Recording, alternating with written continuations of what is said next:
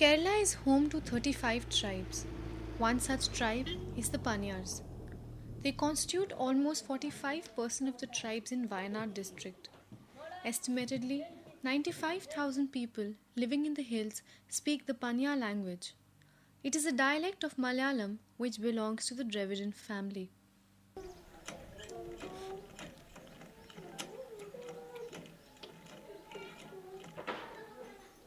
According to beliefs, they were brought to Wayanad by the king of Malabar. They worked as agricultural slaves and were bought and sold by landowners for meager amount of money. Before the forgotten Mughal invasion of 17th century, the Paniyas were forest dwellers and lived a decent life according to folklores. After the foreign forces took control of their land, they were involuntarily put into work as bonded agricultural laborers. This was the beginning of their economic and social deprivation.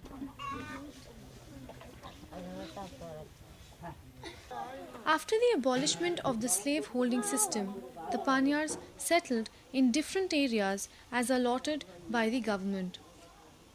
Paniyas have always lived in villages locally called padis, consisting of 5 to 20 huts or chalas.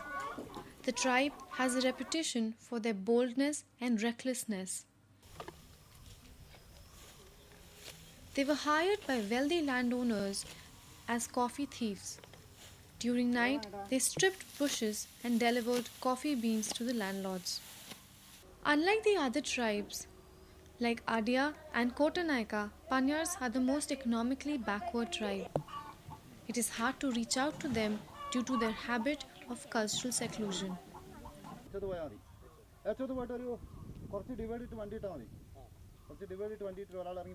Despite being the most populous tribal community, they do not have an adequate representation in local bodies or other government bodies.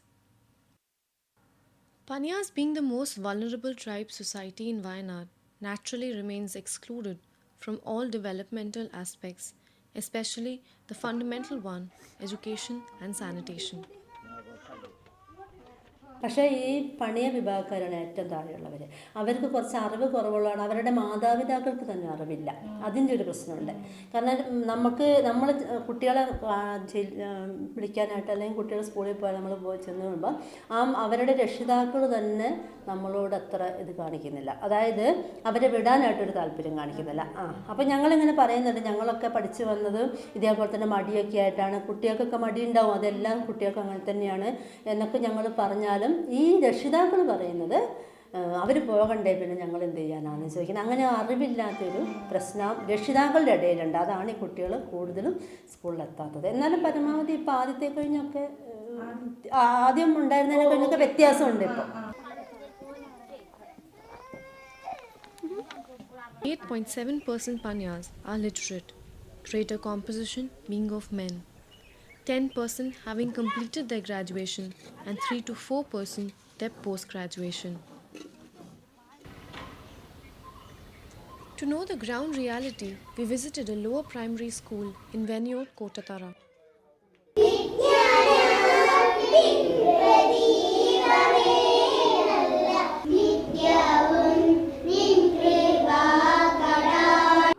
The school has 35 boys and 27 girls, majority of whom are tribals. The government pays them ₹500 every year to attend the school. Most of the students don't have LKG or UKG level of education. A few go to Anganwadis. We asked a 7-year-old girl what she wanted to become. She said,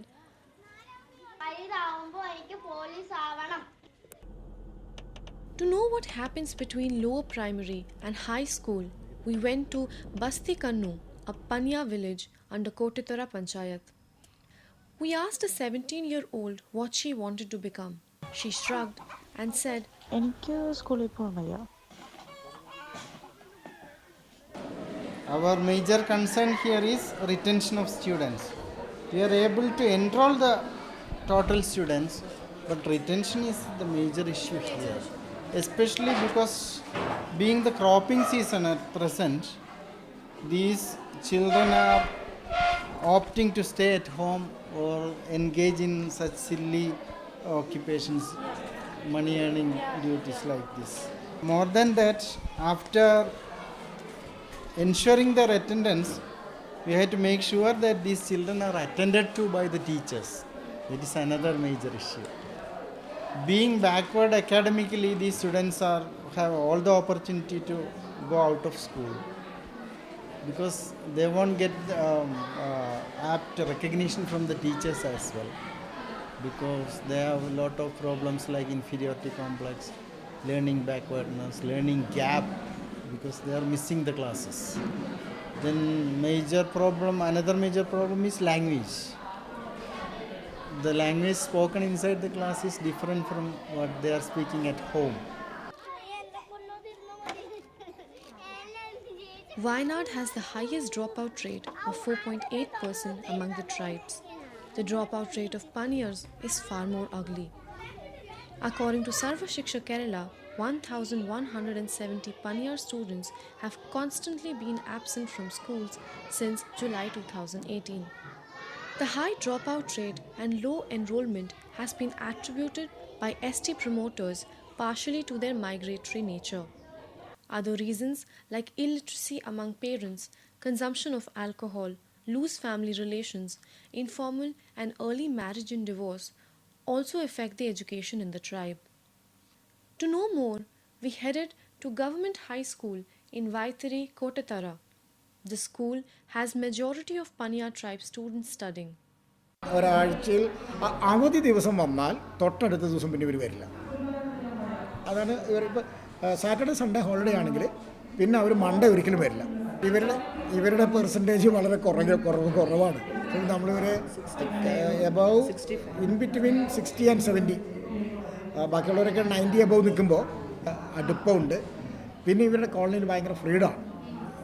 നമ്മളുടെയൊക്കെ കുട്ടികൾക്കുള്ളതുപോലെയല്ല, ഇവർ വളരെ free ആയിട്ട് ഇങ്ങനെ ജീവിക്കുന്നവരാണ്.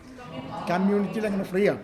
ഇവിടെ വന്നു കഴിയുമ്പോൾ rules and regulations വേറെ സ്ഥലത്ത് നിന്ന് വളരെ റിജിഡാണ്. പിന്നെ കമ്മ്യൂണിറ്റി വളരെ ഫ്ലെക്സിബിളാണ്. അത് അവർക്കങ്ങോട്ട് അഡ്ജസ്റ്റ് ചെയ്യാൻ പറ്റുന്നില്ല. അപ്പോൾ ഇവിടെ വന്നു കഴിഞ്ഞാൽ അവരങ്ങനെ റിജിഡായിട്ടെല്ലാം ഒരു ടൈം ടേബിൾ ബേസ്ഡ് കാര്യങ്ങൾ പോകുമ്പോൾ അവർക്ക് അവരുടേതായ രീതിയിൽ പോകുന്ന ആ ഒരു എൻജോയ്മെൻ്റ് ഉണ്ട്.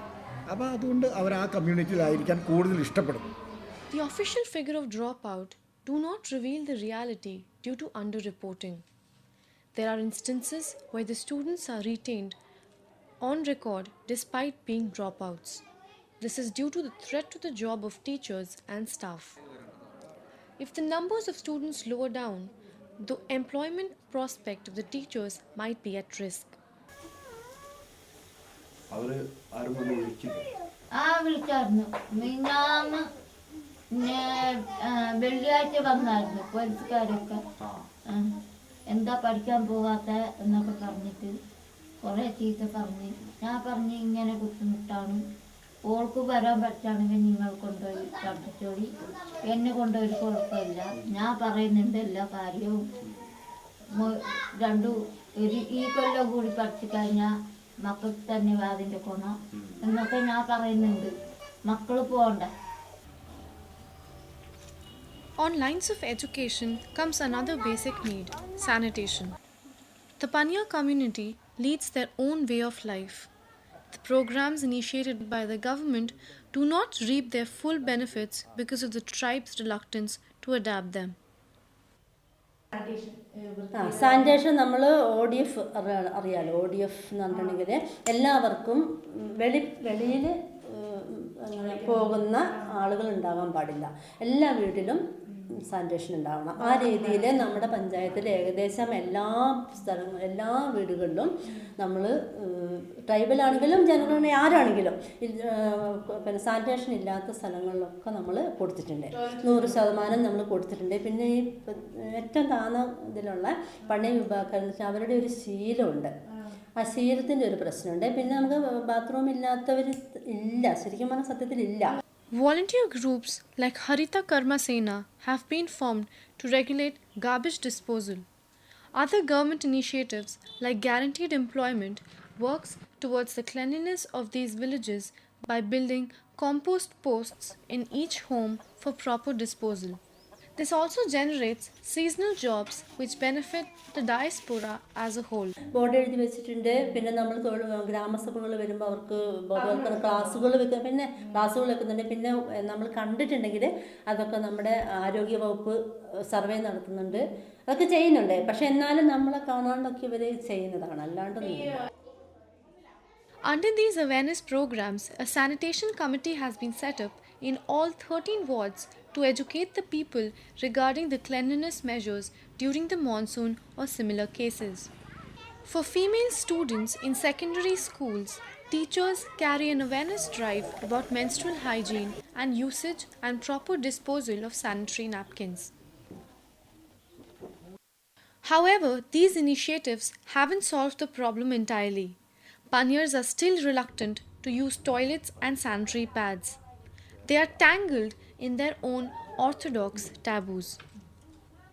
These people living in the culture of poverty have a strong feeling of marginality, helplessness, dependency, and of not belonging to the mainstream.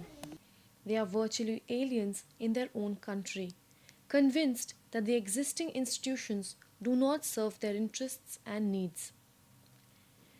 Their feeling inferiority gives birth to personal unworthiness.